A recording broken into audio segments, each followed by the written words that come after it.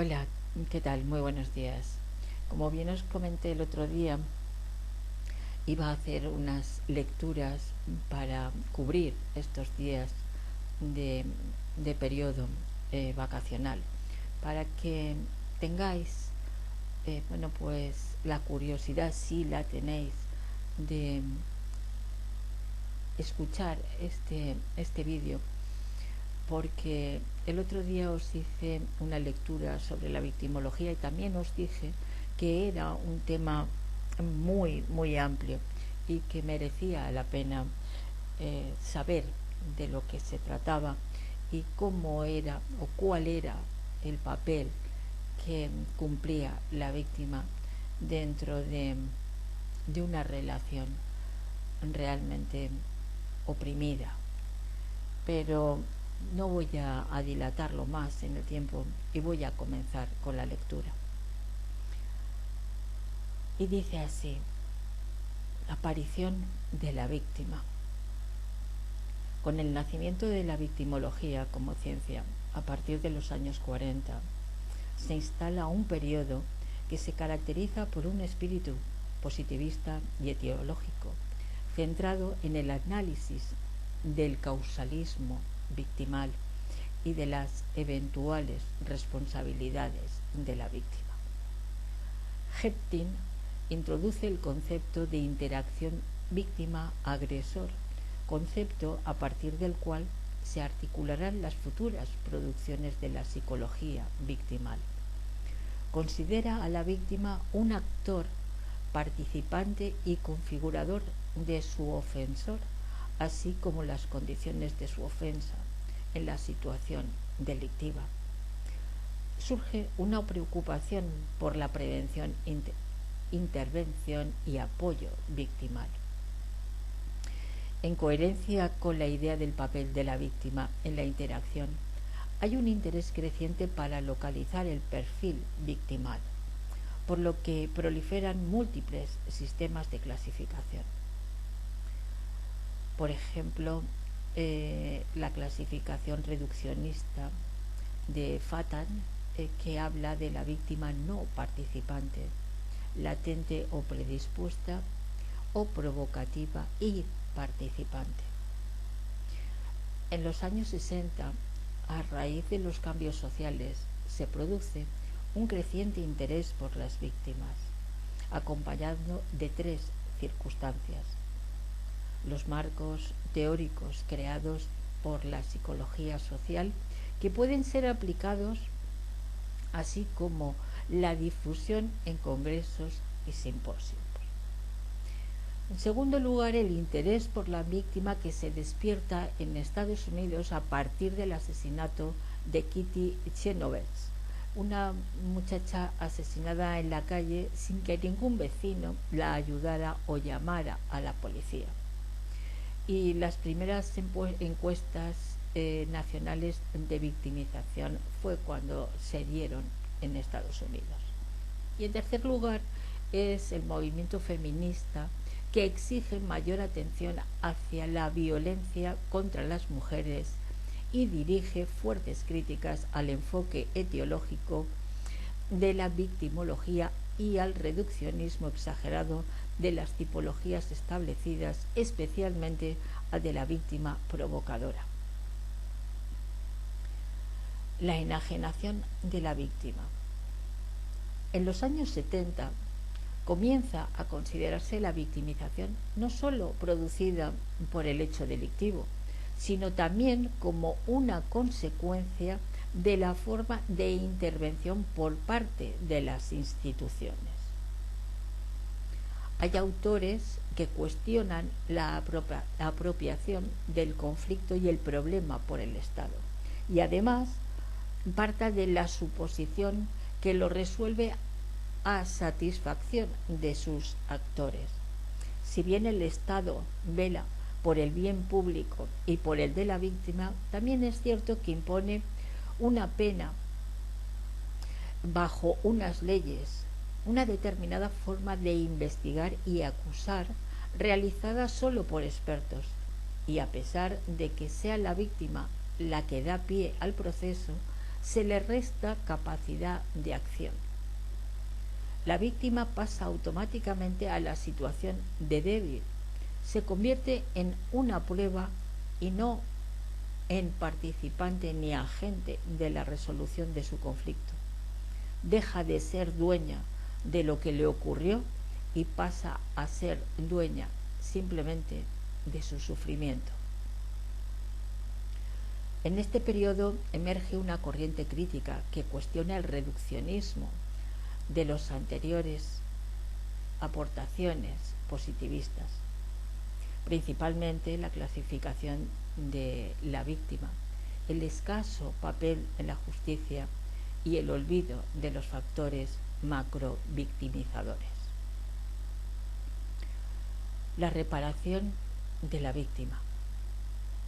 En el periodo de los años 90 se hace sentir la decisiva influencia de los movimientos sociales de las víctimas, que se convierten en colectivos de opinión y de presión y nuevas instancias sociales de consulta política imprescindible.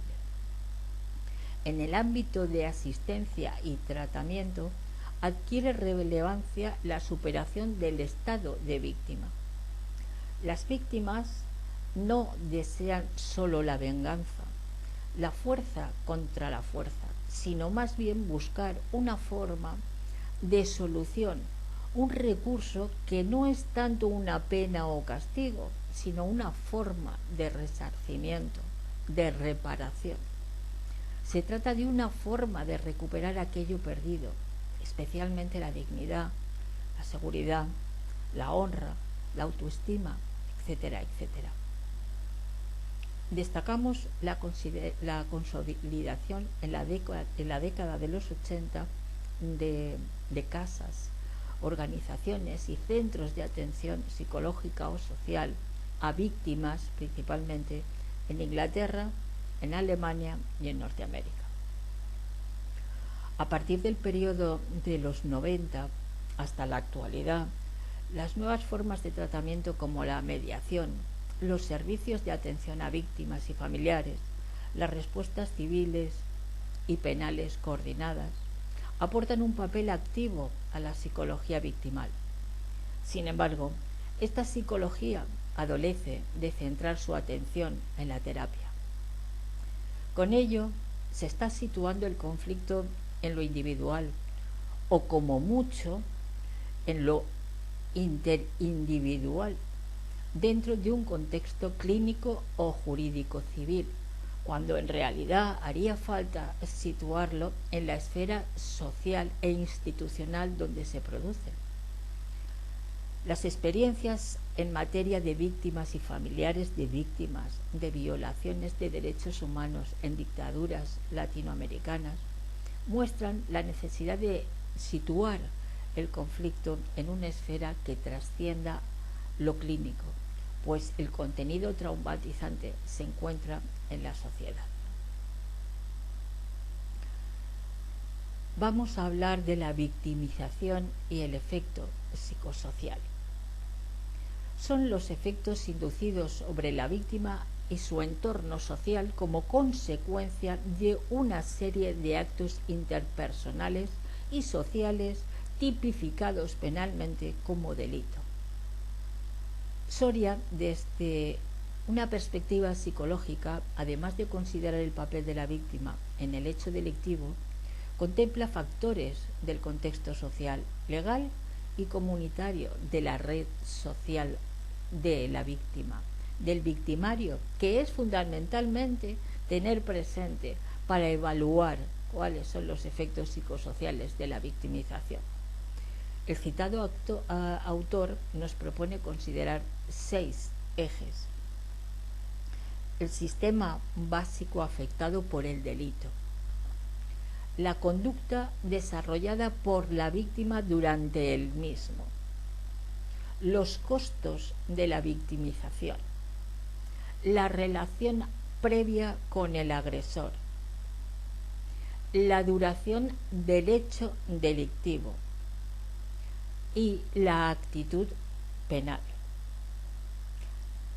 Landrove señala algunos aspectos que a nuestro entender también competen a la psicología, como son la indagación de los temores profundamente sentidos en determinados grupos sociales a la victimización, el examen de la criminalidad a través de informes facilitados por víctimas de delitos no perseguidos, la importancia de la víctima dentro de los mecanismos de reacción de la justicia punitiva y de determinación de las penas. La víctima jurídico-penal y víctima social. Las víctimas sociales son personas, miembros de colectivos o grupos marginados o débiles social y económicamente, personas restringidas o privadas en sus derechos humanos que suelen ser objetos de situaciones sociales de injusticia. Tales situaciones suponen un estado de sometimiento, atentados contra su dignidad, supresión de derechos o discriminación. Existen multitud de ejemplos al respecto: prostitutas, emigrantes, ciudadanos de regímenes políticos represivos, toxicómanos, etc. Hay una estructura social, económica, política, cultural, etcétera, etcétera, que produce sujetos víctimas. Tomemos, por ejemplo, las revueltas y comportamientos violentos, como incendiar coches, destruir locales, lanzar piedras, objetos a la policía, etcétera, etcétera, que son iniciadas en el mes de noviembre del 2005 en muchas ciudades francesas a cargo de grupos de jóvenes de barrios marginados, poblados con terceras generaciones de inmigrantes, barrios pobres con pocas expectativas de futuro para los jóvenes. Pero, ¿qué tipo de política se ha practicado durante tiempo en este país? ¿Qué tipo de medidas se han tomado para solucionar el problema? Sabemos cómo las víctimas pueden convertirse en victimarios, cómo la violencia genera más violencia y que sus efectos pueden manifestarse en diferentes ámbitos, a veces no necesariamente relacionados con aquel en el que se originó. La guerra de Estados Unidos en Irak ha provocado muertos directamente en la población civil iraquí, entre los militares, etc., pero a la vez ha desencadenado una espiral de violencia. Prisiones de alta seguridad en Guantánamo, donde se practica la tortura, terrorismo islámico creciente en diferentes partes del mundo, conflictos y atentados entre grupos de población iraquí para ostentar el poder, estigmatización de sectores de la población asociados a la religión islámica, etc. Además, una situación de violencia genera víctimas de diverso orden que no deben quedar en la invisibilidad.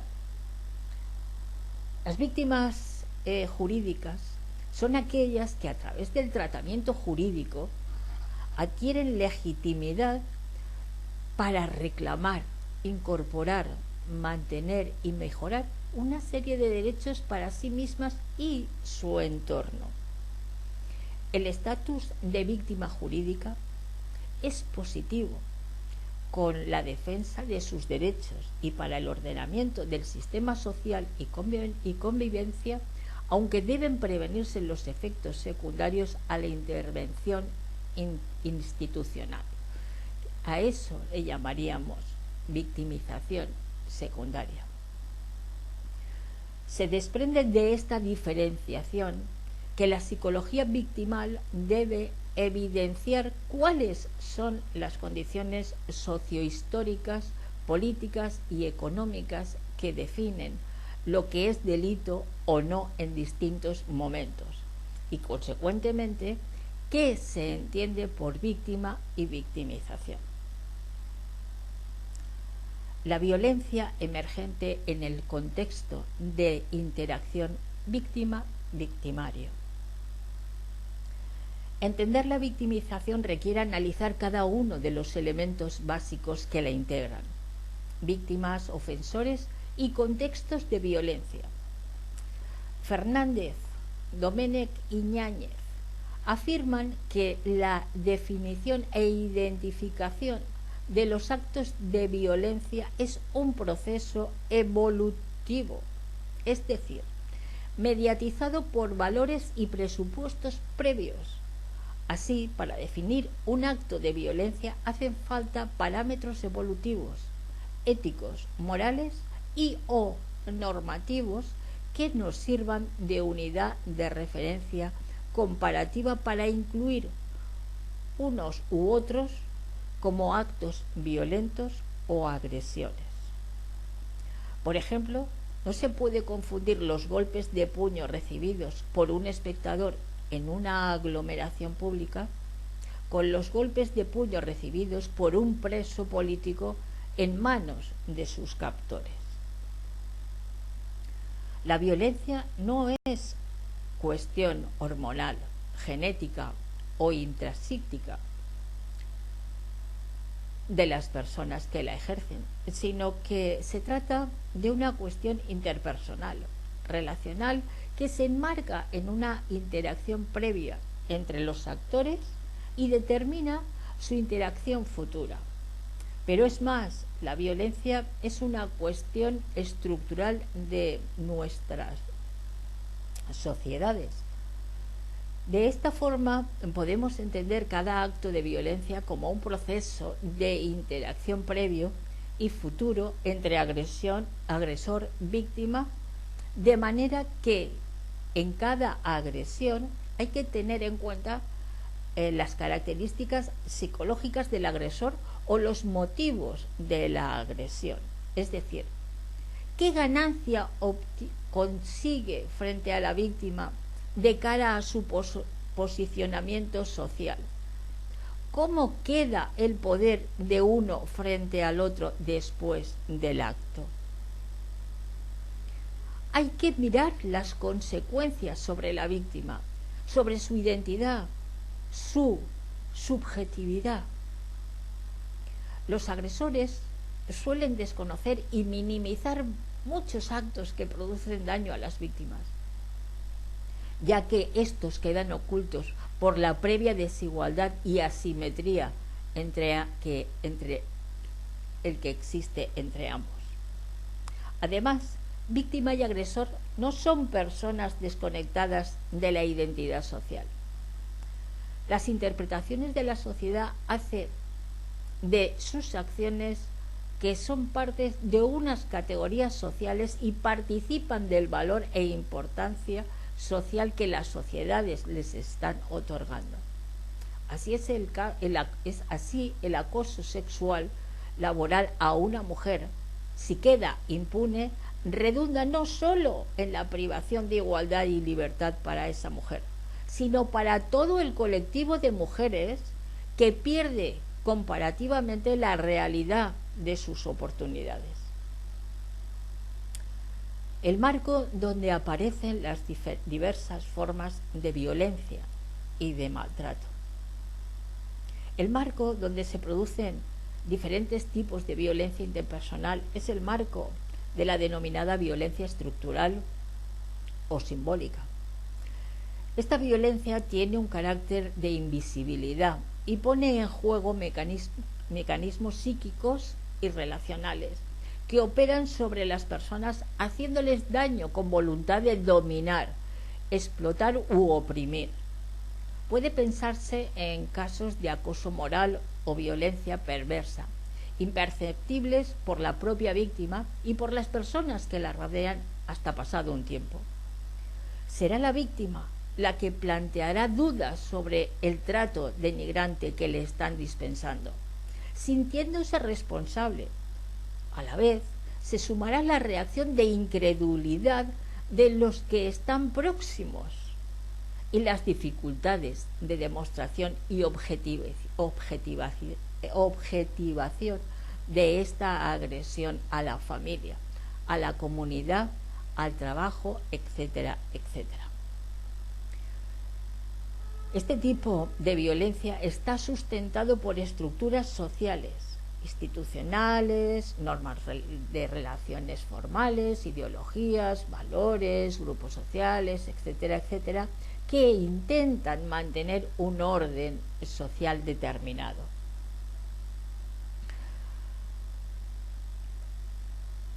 Esta ordenación impregna y llega hasta lo más íntimo del individuo, su subjetividad o su yo, transformándolo, configurándolo, sus propios deseos, sus necesidades, etc. Lo que Foucault ha denominado prácticas de subjetivación. En este sentido, el ejemplo del niño que se siente responsable de la agresión que le causa a su padre, no me porto bien, soy un indeseable, sin dar motivos para ello, está asumiendo que su padre es la figura de autoridad y le debe sumisión, que él debe querer a su padre por encima de cualquier cosa y por tanto debe sentir que se le vuelve hacia el propio menor. Yo soy, que me porto mal. El niño se ha construido una determinada manera de ser y de estar para hacer dócil su cuerpo y su pensamiento frente a ese discurso dominante del amor y la autoridad paterna.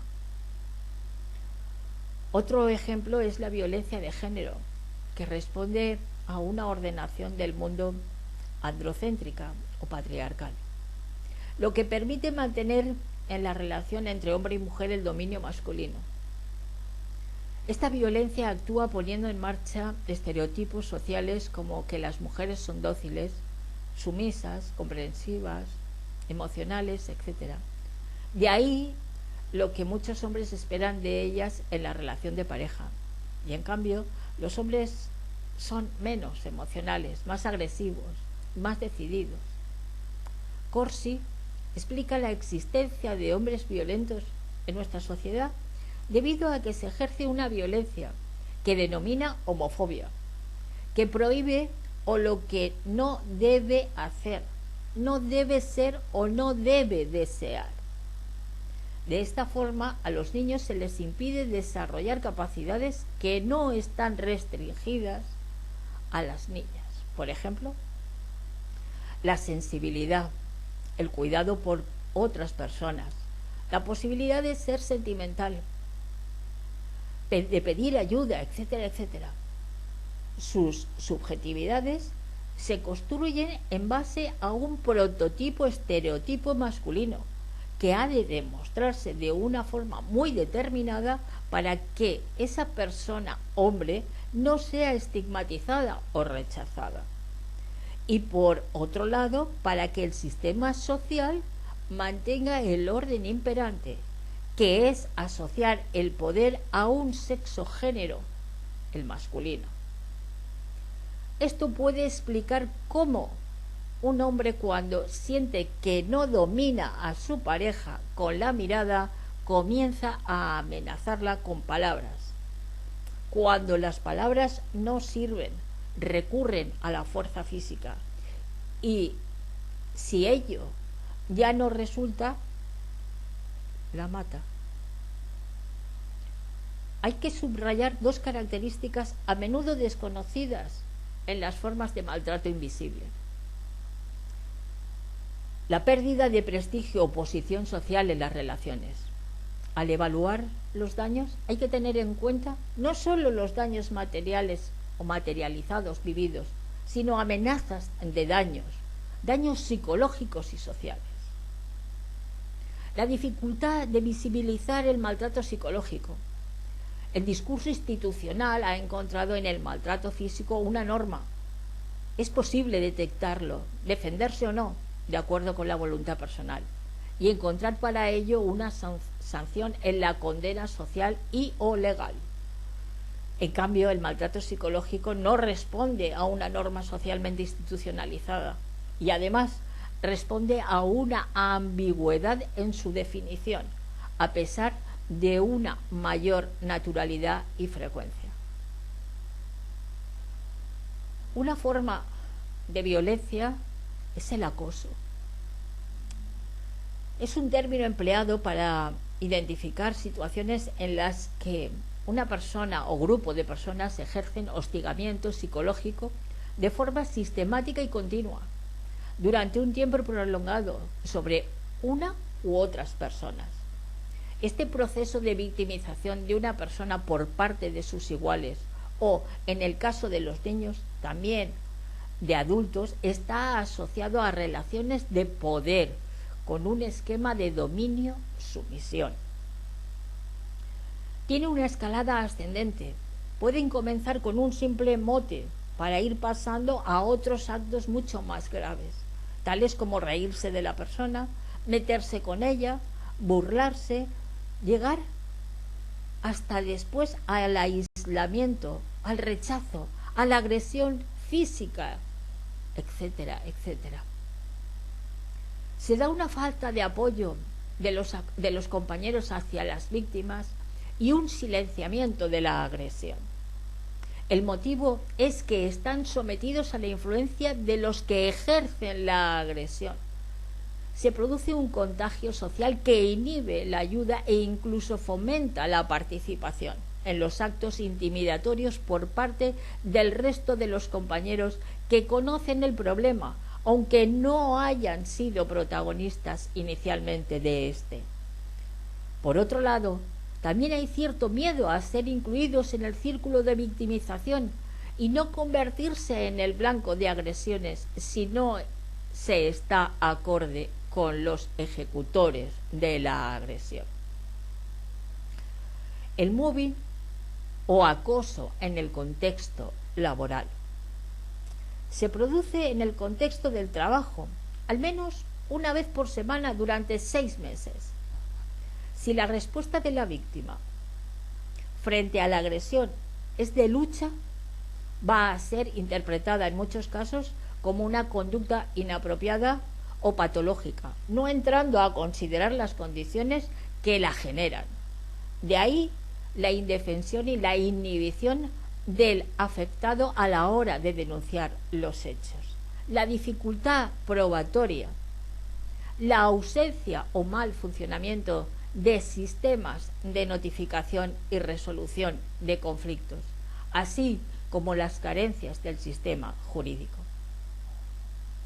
Las consecuencias psicosociales del mobbing van desde consecuencias psíquicas y psicosomáticas para el trabajador,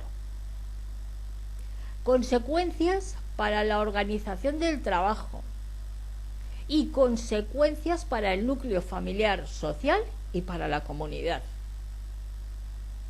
En la prevención se apuntan elementos como cambios en el diseño del trabajo, la mejora de la posición social de cada persona y el clima de comunicación de la organización.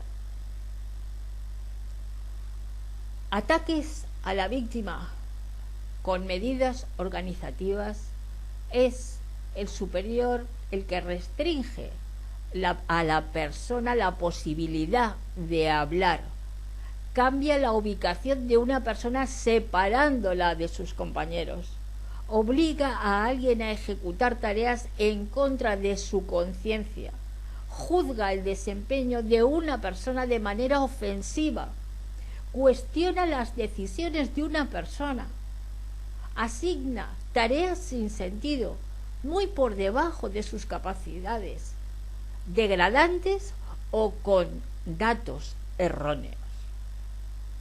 También tenemos los ataques a las relaciones sociales de la víctima con aislamientos sociales, que significa restringir a los compañeros la posibilidad de hablar con la persona, rehusar la comunicación con una persona a través de miradas y gestos o a través de no comunicarse directamente con ella, no dirigir la palabra a una persona, tratar a una persona como si no existiera.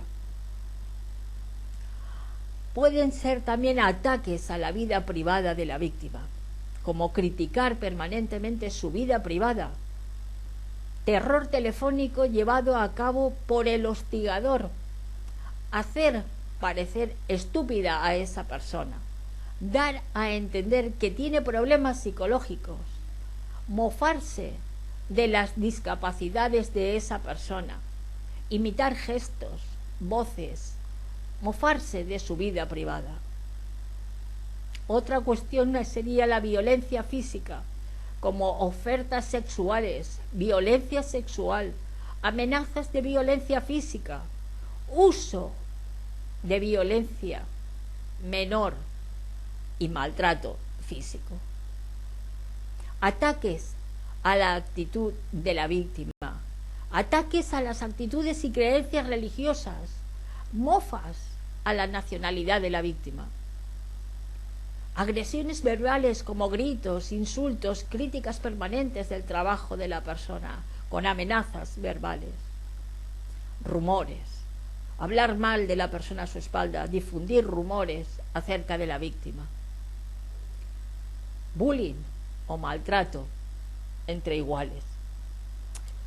En el ámbito escolar, el fenómeno se define como una persecución física y o psicológica prolongada, llevada a cabo por un estudiante o grupo de estudiantes y dirigida contra otro u otros estudiantes que no son capaces de defenderse ante dicha situación y que difícilmente pueden salir de ella por sus propios medios. Los adultos, familia, profesores, etcétera, no se percatan de los hechos por diferentes razones, ya que en edades preadolescentes o adolescentes el grado de comunicación entre ambos es menor y cuando el problema se hace visible, la escalada de agresión ya es muy elevada. Las características o circunstancias personales de ciertos niños y adolescentes pueden ser factores de riesgo para que en determinadas condiciones se comporten de forma violenta o bien sean blanco de la violencia de sus compañeros. Algunas de estas peculiaridades de las víctimas son su debilidad física o psicológica, su baja autoestima, etcétera, etcétera. El estudio del Defensor del Pueblo recoge los resultados de una encuesta de 3.000 estudiantes en educación secundaria y señala que un tercio son víctimas de agresiones verbales, una quinta parte lo son de agresiones a sus propiedades. Entre el 9 y el 14% ignoran o no deja participar en actividades a un compañero. El 8% amenaza para crear miedo y el 5% agrede físicamente. Eso hoy en día ha cambiado radicalmente. Es infrecuente que el niño solicite ayuda en las primeras situaciones del acoso, por desconocer lo que ocurre o asociarlo a otras causas. Cuando se reconoce el problema, el daño suele estar ya instaurado, así como las secuelas psicológicas. Además, algunas de las secuelas que presenta el niño acosado suelen ser atribuidas por parte de especialistas a problemas psicológicos o estructuras de la personalidad y no al maltrato por parte de sus iguales. Entre las consecuencias para el menor agredido destacamos principalmente el descenso de la autoestima, los estados de ansiedad e incluso cuadros normales de los aprendizajes. Los estados de ansiedad e incluso cuadros depresivos, dificultad de integración en el medio escolar y el desarrollo normal de los aprendizajes. Villanueva y Clemente nos describen las estrategias de prevención centradas fundamentalmente en el contexto escolar. Y dice así: una organización escolar para cooperar para la convivencia, un tratamiento curricular, asignaturas, tutorías, procedimientos cooperativos en el aula, etcétera, etcétera. Crear espacios de convivencia en centros escolares, métodos de intervención con víctimas y agresores, mediaciones escolares y fomento de la comunicación entre padres e hijos y entre profesores y alumnos. Ahora voy a leer las formas de victimización primaria, secundaria y terciaria. La victimización primaria es la derivada de haber padecido un delito con efectos físicos, psíquicos, económicos o de rechazo social que se mantienen en el tiempo. En la victimización primaria hay que considerar que cuando la víctima o el victimario se difuminan o se desdibujan, esto suele producirse en los casos en los que las víctimas son un colectivo o población extenso donde se delimita con exactitud a los miembros afectados, o bien el grupo de afectados tiene secuelas diferentes en intensidad y forma, como puede ser el caso de intoxicados por alimentos en mal estado. Por ejemplo, el caso del aceite de colza, que vino ocasionando miles y miles de muertos, y que además causaron afecciones en la salud a más de 60.000 personas. Aparte de eso, podemos también incluir a los afectados de delitos medioambientales y terrorismo, y algunos otros más. El abuso de poder o violencia institucional. El victimario actúa dentro de la ley. Los daños son graves y se victimiza a grandes núcleos de población. El poder del que se puede abusar no es solo político, sino también económico. La victimización secundaria se deriva de las relaciones de la víctima con las instituciones sociales, servicios sociales, sanitarios, medios de comunicación, jurídicos, etcétera, etcétera. Resulta grave cuando es el propio sistema el que victimiza a quien se dirige a él pidiendo justicia. Además, se afecta al prestigio del propio sistema. Por ejemplo, ¿cómo a las mujeres violadas pertenecientes a minorías marginadas se las trata desconsideradamente y se cuestiona la credibilidad de su testimonio por el sistema jurídico penal? Los factores destacados de la victimización secundaria por parte del sistema jurídico penal son: dar prioridad a la búsqueda de la realidad objetiva del suceso delictivo, olvidando la atención a la víctima o despersonalizando su trato. La falta de información sobre la evolución del proceso, sobre la sentencia, si la víctima no se constituye en parte mediante su abogado, y sobre el destino del victimario. La falta de un entorno de intimidad y protección. Excesivos tecnicismos jurídicos, lo que implica una deficiente comprensión por parte de la víctima de lo que está ocurriendo, no satisfaciendo sus necesidades cognitivas y afectivas. Desconocimiento de los roles profesionales por parte de la víctima, lo que supone una dificultad para establecer relaciones adecuadas, intencionalidad de la pregunta, imposibilidad de explicación, momento de intervención, etc. La excesiva lentitud del proceso judicial y su interferencia en el proceso de recuperación y readaptación de la víctima. En el juicio oral, la narración del delito, la puesta en entredicho de su credibilidad y el sentimiento de culpabilidad son importantes inductores de tensión. Cabe señalar la importancia de los valores sociales reflejados en la sala de juicio y la argumentación de la defensa vehiculizando estos valores, por ejemplo, al crear dudas sobre la credibilidad del testimonio de una víctima de agresión sexual. La victimización terciaria es el resultado de las vivencias experimentadas como consecuencia de la victimización primaria y secundaria precedentes, cuando el sujeto ha tenido éxito en los procesos anteriores, pero se siente desamparado por su entorno social, producto o consecuencia de los momentos anteriores en que sufrió el daño. Por ejemplo, las amistades que le culpabilizan de no haber evitado el daño. La situación actual produce un error judicial. Es increíble.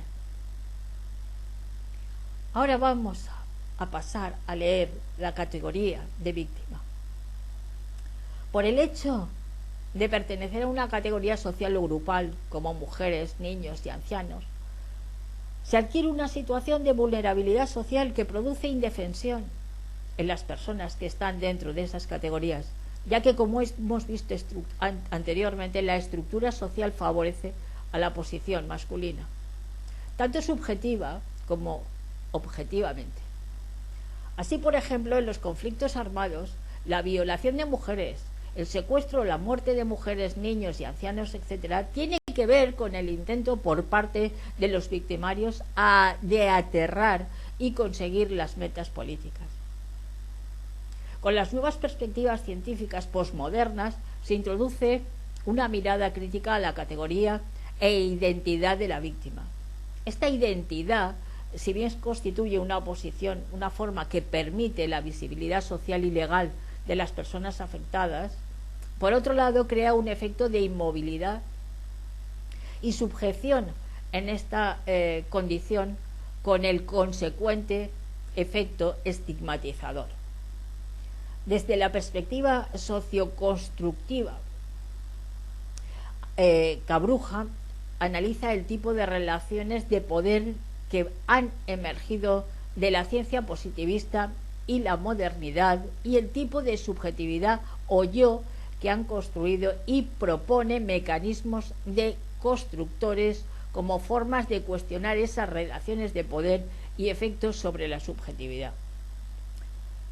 En el caso de la víctima, la categoría, es decir, lo que significa, por ejemplo, la víctima de agresión sexual, de malos tratos intrafamiliares, de acoso moral, etc., lleva implícita un tipo de subjetividad, es decir, una determinada forma de sentir o de pensar, instalada a través de un proceso sociohistórico de construcción.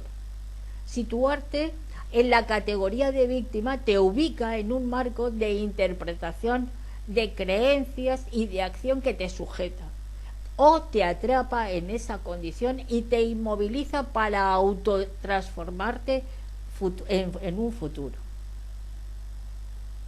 Lea y Ourut muestran cómo existe una construcción sociocultural previa sobre la identidad de la víctima y el agresor en casos de violación sexual, que prejuzga a esas personas y les comporta unos efectos sobre su identidad. En su investigación, el tema con estudiantes nos demuestra el imaginario colectivo que domina en ellos. Permiten ambiguos los motivos de la violación y el rol de la víctima. No discriminan ni se trata de una situación de agresión o de una relación sexual con cierto nivel de consenso. De construir significa algo así como socavar, analizar las condiciones sociohistóricas y mecanismos de poder en el seno de los cuales se ha producido discursos en torno a conceptos, pensamientos, formas de vida sociales y también categorías de personas y grupos. Estos discursos se han implantado e impuesto en la vida social. Un proceso de deconstructor puede ser revelar el proceso, las condiciones de producción, las relaciones de poder que se han dado sociohistóricamente hasta constituir el concepto de víctimas que usamos y entendemos hoy en día.